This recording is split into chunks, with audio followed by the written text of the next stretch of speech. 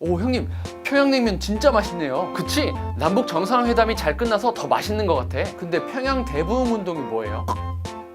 갑자기? 여러분 안녕하십니까? 기독교 이슈를 한 번에 정리하는 기자, 기이한 기자 정의민입니다. 최근 남북 정상회담이 끝난 이후에 평양냉면에 대한 관심이 급증했습니다.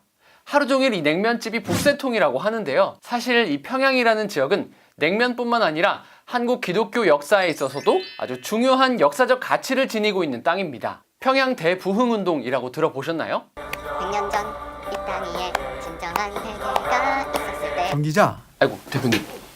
오늘은 동방의 예루살렘이라고도 불렸던 평양이라는 지역이 갖고 있는 기독교적인 가치를 조명해 볼까 합니다. 평양에는 1892년 감리교 의료선교사 홀과 1893년 장로교 선교사 맏펜리 등이 파송되면서 본격적인 사역이 시작된 곳입니다. 이들의 증언에 따르면 당시 평양 사람들은 다소 거칠고 폭력성을 가지고 있으며 문화적으로도 문란한 땅이었다고 합니다. 하지만 이런 평양 사람들의 모습은 선교사들에게는 오히려 선교의 이유가 됐습니다. 청일전쟁과 뒤이은 전염병, 각종 탄압에도 불구하고 많은 선교사들의 사역이 이곳 평양에서 이어졌습니다. 교회 개척은 물론이고 교육 선교와 의료 선교도 아주 활발하게 진행됐죠. 숭실학교와 숭인상업학교, 숭이여학교 등 크고 작은 학교들이 1890년대 말에서 1900년대 초에 선교사들에 의해서 이 같은 학교들이 세워집니다. 특히 장로교 최초의 신학교인 평양신학교도 이때 당시 선교사들에 의해 세워진 학교입니다. 그리고 1907년 평양 대부흥운동이라고 일컬어지는 일이 평양 장대현 교회에서 촉발됩니다. 당시 목사 안수를 받기 전 신학생 신분이었던 길선주 장로가 말씀 사경회의 설교 중에 갑자기 자신의 죄를 고백하면서 눈물로 회개하기 시작했습니다. 과거에 자신의 친구가 세상을 떠나면서 아내를 돌봐줄 것을 부탁하며 맡긴 돈을 자신이 빼돌린 사실을 많은 사람들 앞에 공개하면서 눈물로 회개합니다. 흠결 하나 없을 것 같은 사람의 회개에 사람들은 큰 충격을 받았고, 이에 감동한 이들의 입에서 역시 회개의 기도가 터져나왔습니다.